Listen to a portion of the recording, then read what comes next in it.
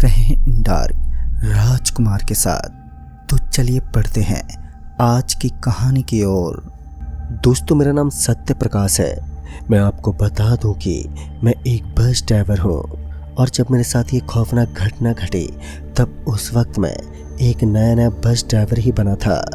दरअसल उस वक्त मैं एक नया ड्राइवर बना था क्योंकि मेरे पास भी पहले एक बस ड्राइवर थे, लेकिन बाद में उनकी तबीयत धीरे धीरे बिगड़ने लगी थी, जिस वजह से घर का सारा काम और बस ड्राइविंग का भी पूरा का पूरा काम मुझे ही संभालना पड़ता। पहले तो हम स्कूल के कुछ बच्चों को स्कूल से घर पर छोड़ने का काम करते हैं, लेकिन बाद में हमारा ये रूट चेंज कर दिया गया। दरअसल उसके बाद हमने हमारी बस को यात्रियों से भरकर शहर से गांव का रास्ता तय करना ही ठीक समझा। लेकिन उस वक्त मैं काफ़ी नया ड्राइवर था और पहले तो हमारा रूट दिन में सेट किया गया था, लेकिन बाद में हमें 2 काम और सौंप दिए गए।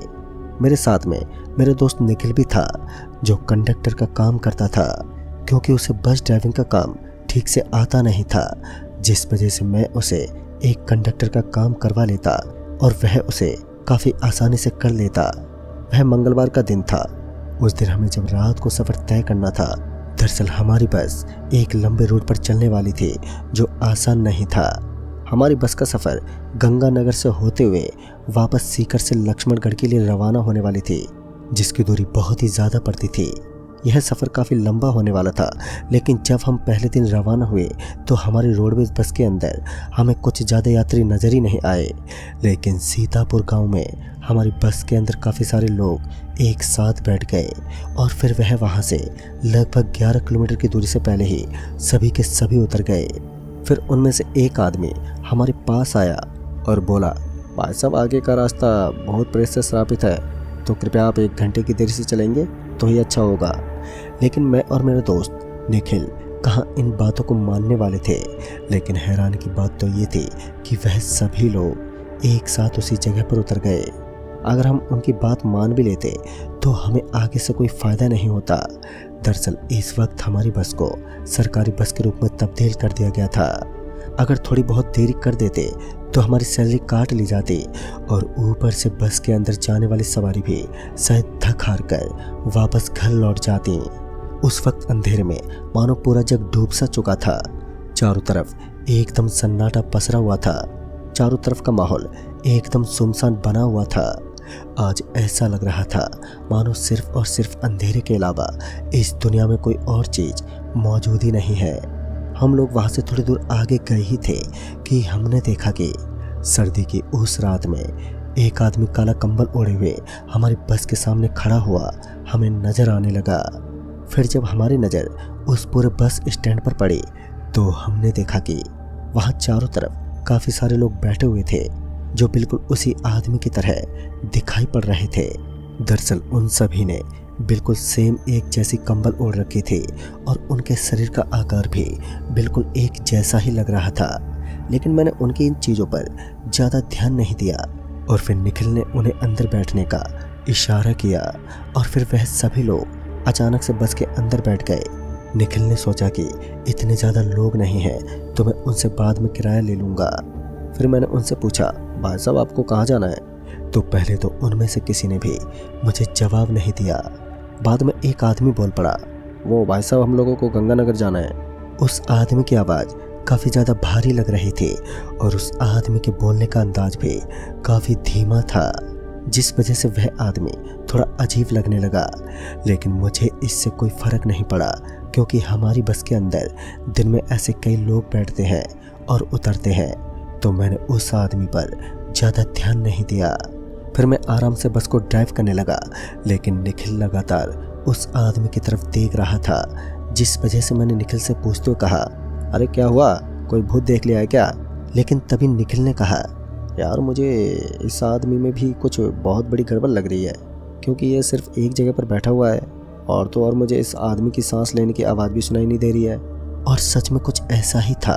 पूरी बस के अंदर एकदम सन्नाटे का माहौल छाया हुआ था, जिस वजह से बस एक ज़बरदस्त चुप्पी के सन्नाटे में डूबी हुई थी। लेकिन वो कहते हैं ना, इंसान को किसी चीज़ से इतना ज़्यादा मतलब भी नहीं रखना चाहिए। फिर हम लोगों ने उन पर ज़्यादा ध्यान नहीं दिया। फिर जब गंगानगर का बस स्टैंड आने ही वाला था तो हमने पीछे पलटकर देखा तो वहाँ पर हमें सिर्फ एक आदमी दिखाई दिया। हमें तो समझ ही नहीं आया कि आखिर अचानक से सारे यात्री कहाँ पर गायब हो गए, क्योंकि हमें हमारी आंखों के सामने सिर्फ एक ही यात्री नजर आ रहा था। लेकिन कुछ देर के बाद हम एक बार फिर पीछे पलटकर देखने लगे तो हमने पाया कि पीछे तो सारे यात्री बैठे हुए थे। फिर हमें लगा कि नींद की वजह से हमारे साथ ऐसा हो रहा है, क्योंकि आज हमारी नींद पूरी नहीं हुई। उस वक्त रात के लगभग 2 बज रहे थे। चारों तरफ फैला हुआ ये डरावना माहौल हमें अंदर ही अंदर थोड़ा डर महसूस करवा रहा था, जिस वजह से हमें थोड़ा डर तो लग रहा था। लेकिन मैं किसी भी तरह अपनी बस को ड्राइव करने लगा। फिर निखिल किराया लेने के लिए उस व्यक्ति के पास पहुंच गया। निखिल उस व्यक्ति के पास पहुंचा और बोला, भाई साहब अभी आपका बस स्टैंड आने वाला है, तो आप जल्दी से जल्दी किराया दे दीजिए। निखिल की बात मानो उस आदमी के कानों में ना पड़ी हो। दरअसल उसने पलटकर एक भी जवाब नहीं दिया। निखिल को लगा कि शायद वह गहरी नींद में है, जिस वजह से वह उसकी बातों को सुन नहीं पाया। तभी निखिल ने उस आदमी पर अपना हाथ रखा। जैसे ही निखिल ने उस आदमी पर अपना हाथ रखा कि निखिल को जोरदार एक बिजली का झटका महसूस हुआ, जिस वजह से वह पीछे की तरफ से गिर पड़ा। तभी निखिल की एक जोरदार चीख निकल गई, जिस वजह से मैंने बस पर जोर से बस का ब्रेक लगाया। ब्रेक लगाते ही वह एकदम से चिल्लाने लगा। दरअसल निखिल ने मुझे बताया कि उस आदमी के अंदर मानो एक बिजली दौड़ रही है। मैंने उस आदमी पर अपनी निगाहें डालना शुरू कर दिया और फिर धीरे धीरे उस आदमी के चेहरे से वह कंबल हटने लगा। लगातार 4 घंटे का सफ़र करने वाले उस आदमी जिसका चेहरा मैं अभी तक देख पाने में सफल नहीं रहा, लेकिन अब धीरे धीरे उसका चेहरा जिसके ऊपर से वह कंबल हटने लगा। और फिर जब मैंने उसका चेहरा देखा तो मानो मेरा पूरा शरीर पसीने से तरबतर होने लगा। दरअसल मैंने देखा कि उसका चेहरा कुछ अजीब प्रकार का था, जैसा कि किसी इंसान के मुंह पर तेजाब डाल दिया है। दरअसल उसका चेहरा जला हुआ था। फिर जब मेरी नज़र उसके हाथों पर पड़ी तो मेरी आंखें फटी की फटी रह गईं। दरअसल मैंने देखा कि उसके हाथों के नाखून काफ़ी लंबे लंबे नज़र आ रहे थे। उन नाखूनों के ऊपर लाल लाल कुछ लगा हुआ था। मुझे लगा कि शायद वो खून था। खैर मैंने उस चीज़ पर तो ज़्यादा ध्यान नहीं दिया और फिर मैं बस से कूदने लगा। लेकिन तभी मुझे अपने दोस्त निखिल का ख्याल आया कि अगर मैं नीचे कूद गया तो फिर उसका क्या होगा। फिर मैं किसी तरह से उस बस का जोर से एक्सीलेटर दबाने लगा, लेकिन तभी मेरे दोस्त निखिल ने मुझे नीचे कूदने का इशारा किया। दरअसल वह बस के दरवाजे से नीचे कूद गया था। लेकिन जब हम नीचे कूद गए तो हमने देखा कि अब वह हमारे सामने बिल्कुल वैसा ही एक और आदमी खड़ा हुआ दिखाई पड़ रहा था, और उसके पीछे तो उसकी पूरी पलटन खड़ी हुई नजर आ रही थी, जिन्हें देखकर मेरे तो होश ही उड़ गए। सच में वह अब दिल दहला देने वाला नज़ारा देखने में काफ़ी डरावना लग रहा था। मेरे दोस्त निखिल ने मुझे जल्दी से जल्दी यहाँ से भागने का इशारा किया, लेकिन हम दोनों जब वहाँ से भागने की कोशिश कर रहे थे तो हमारे पैर जम चुके थे। दरअसल हम दोनों अपनी पूरी ताकत लगाकर भी वहाँ से भाग पाने में सक्षम नहीं थे। तभी हमें एक आवाज़ सुनाई दी। वैसे तो इनसे बचना कोई आसान काम नहीं है, लेकिन तुम लोग कोशिश ज़रूर कर सकते हो। और फिर जब हम पीछे पलटे तो हमने देखा कि उसी कंबल में लिपटा हुआ एक आदमी जो हमें कुछ ऐसी बातें बता रहा था। दरअसल वह आदमी हमारे बिल्कुल पीछे खड़ा था और वो यहाँ की सारी बातें बताने लगा। उसने बताया कि वह भी एक बस ड्राइवर था और उसकी भी मौत उन कंबल वाले आदमियों की वजह से हुई थी। दरअसल वह किसी भी इंसान को ख़त्म करके उसे अपनी टीम का हिस्सा बना लेते हैं। दरअसल उनको जो भी लिफ्ट देता है वह उसको मौत के घाट उतार देते हैं। दरअसल उस आदमी ने बताया कि अब हमें किसी भी प्रकार से गंगा नगर पहुंचना होगा। दरअसल गंगा नहर में गंगा नदी का एक पवित्र स्थान है और शायद उसी की वजह से हमारी आत्मा उन भयानक राक्षसों के चंगुल से बच सकती थी। यानी कि अब हमें किसी भी प्रकार से गंगा नगर पहुंचना होगा। फिर मैंने अपने कदम पीछे बढ़ाने शुरू किए और इस बार मेरे कदम आसानी से पीछे की तरफ चलने लगे। अब मेरा काम सिर्फ इतना था कि मैं किसी भी प्रकार से इस बस को लेकर गंगा नहर के उस किनारे के पास पहुंच जाऊं जहां से गंगा नदी का पवित्र पानी जाता है। और फिर मैंने भी वही किया, लेकिन अचानक से स्टीयरिंग अपने आप ही रोल होने लगा।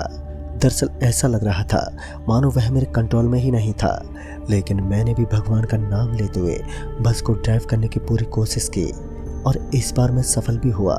फिर लगातार 8 किलोमीटर के खौफनाक सफ़र के बाद अंततः हम लोग उस जगह पर पहुंच ही गए जहां पर हमें पहुंचना था। और जैसे मैंने उस बस को नदी के किनारे पर खड़ा किया तो अचानक से वह सारे लोग एकदम से गायब हो गए। उसके साथ ही मुझे भी एक राहत की सांस मिली। अब मेरा डर और खौफ एकदम दूर हो चुका था, क्योंकि उस वक्त हम गंगा नदी के पवित्र स्थान पर थे। फिर हम लोग वहीं से सीधे एक पंडित बाबा के पास पहुंचे और उन्हें हमारे साथ हुई पूरी घटना के बारे में बताया। दरअसल वह पंडित बाबा वहीं के एक पुजारी थे। तभी उन्होंने हमें उस कड़कड़ाती हुई ठंड में गंगा नदी में डुबकी लगाने के लिए कहा, ताकि वो नकारात्मक शक्तियां हमसे दूर हो जाएं। फिर हमने वही किया जैसा कि उन बाबा ने कहा। उसके बाद हमें एक चैन की सांस मिली। फिर उन महात्मा जी ने हमारे कलाइयों पर एक एक धागा बांध दिया और फिर हम लोग बस लेकर वहाँ से तुरंत ही निकल पड़े। खैर दोस्तों, उस दिन हम दोनों की जान बच गई, क्योंकि उस आदमी ने हमारी काफ़ी सहायता की थी, जिस आदमी की मौत कुछ ही दिनों पहले एक बस के अंदर हुई थी। तो दोस्तों, इस कहानी में बस इतना ही।